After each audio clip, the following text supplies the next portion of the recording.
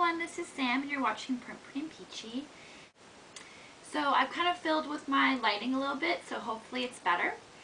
Today I'm going to be doing a much requested video.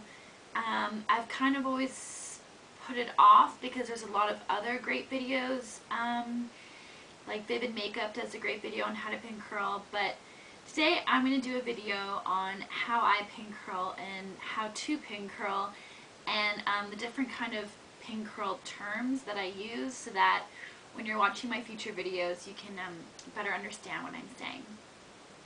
Okay, so getting started, I guess you can see that this is what my hair looks like, just natural. Many people are asking, how long is your hair, and you know, will it be the right length and stuff like that. So this is the length of my hair. It kind of just touches the bottom here. Okay, so getting started, what you'll need. Usually what I do is I set my hair a little bit damp. It can be dry. Sometimes I reset my hair dry. But what you'll need first and foremost are some pin curl clips, some double pronged clips like this. And honestly, you can get them from Sally's, you can get them from Walmart, but you're going to be paying like $3 or $4 for only maybe a dozen. And if you go onto eBay, you can get 50 for like $3 with shipping. So I really recommend that, and I'll probably even put a link in the bottom as to a couple of good sellers on eBay that you can get them from, and that way they just ship right to your house. It's much easier, because to do a whole head, I think you'd probably need about 30 to 40 clips, depending on like the thickness of your hair and how much hair you have and how long it is, of course. Okay, so once you have your pin curl pins, what you're going to need is some setting lotion. And some people find they don't need setting lotion if you have very thin hair that takes curl well. But I always use setting lotion, and I think it's great to hold the curl and to keep it lasting longer. This is one of my favorite brands. This is Cream of Nature. It has argan oil in it, and that's for when I want to do more smooth kind of pin curl set, a little bit of like a silkiness to it. And then this is another kind of value brand, I guess you would say. This is Motions, and it's really great actually. This one's extra firm hold, so I use that when I want to do more like structured pin curl sets. And Motions is great because if you don't live near a Sally's or have a lot of different beauty supply stores near you, they do sell it at Walmart, and I think everyone has a Walmart near them, in North America at least. Okay, and before I get into actually pin curling my hair and demonstrating to you, I just wanted to kind of outline a few points as to why pin curling is so great. First of all, you have a lot of control.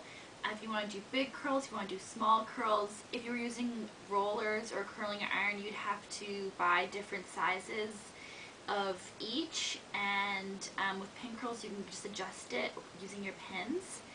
Also, for heat damage, with pin curls you're not using heat, so there's a lot of benefits to that, not damaging your hair with a hot iron every day. And also, it lasts a really long time. Like my hair, it may not look like it, but it is really thick, and it likes to kind of just be like straight. It doesn't like to be curly.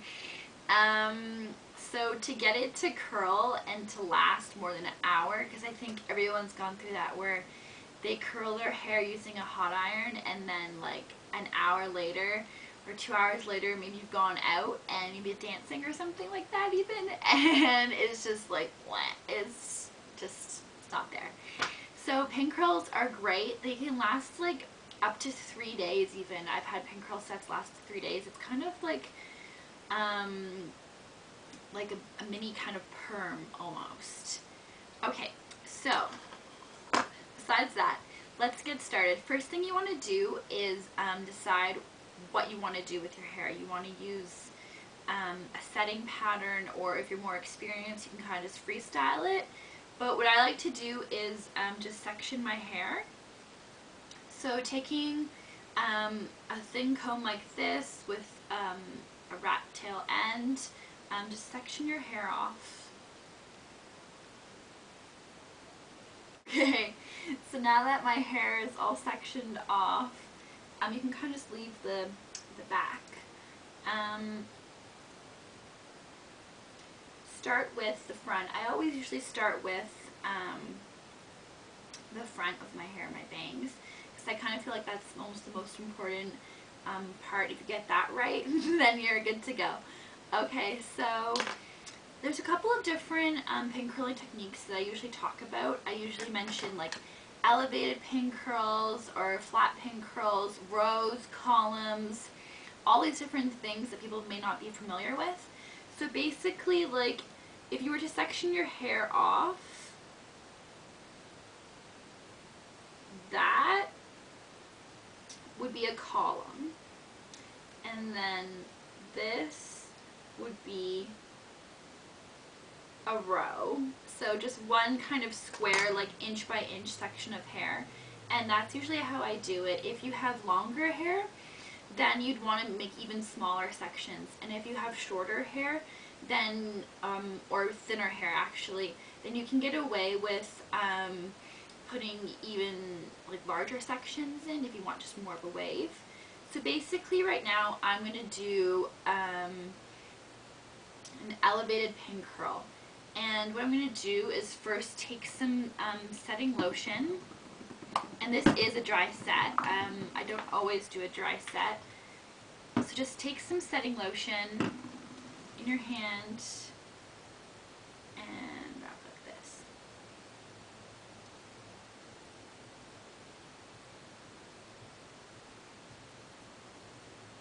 Now there's two different ways you can roll your hair. You can do it towards your face, and that'd be great for doing like a bumper bang or for getting that volume, or you can do it away from your face. And so this one's going to be an elevated pin curl done towards my face. So basically smooth your hair to the end and wrap it around your finger. If you want tighter curls, wrap it around one finger. If you want bigger curls, wrap it around two fingers. It's really simple. And then just roll it, roll it, roll it, roll it. So you get something that looks like this. And then take a pin or clip and slide it just like so. So you can see there, that is an elevated pin curl. Now as you can see, I've done just a row of elevated pin curls in the front.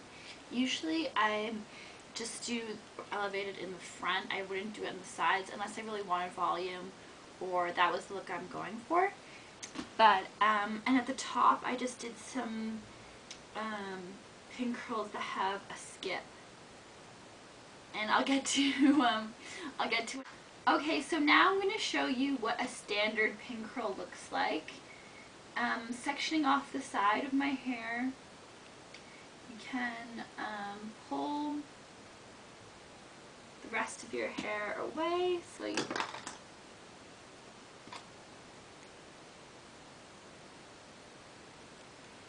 okay, so you want to section it off. And I find that making clear rows and columns really does help. Some people don't think so. I think so.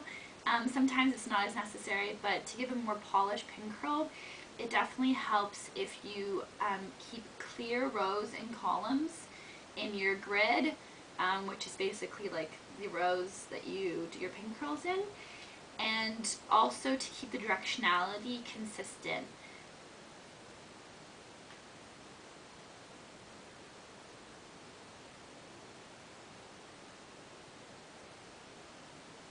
So here I've sectioned it off. I usually go like 3 by 3, 3 by 3, 3 by 3, and 3 by 3 in the back.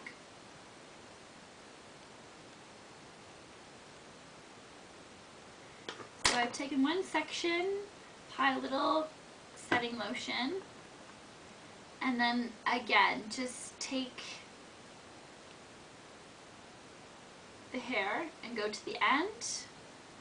Take one finger, wrap it around, make a circle, and then continue rolling up.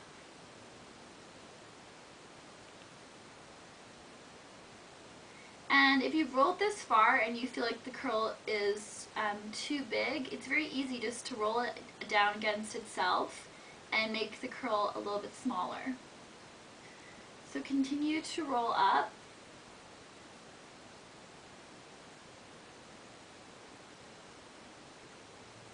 And then place it against the side of your head like so.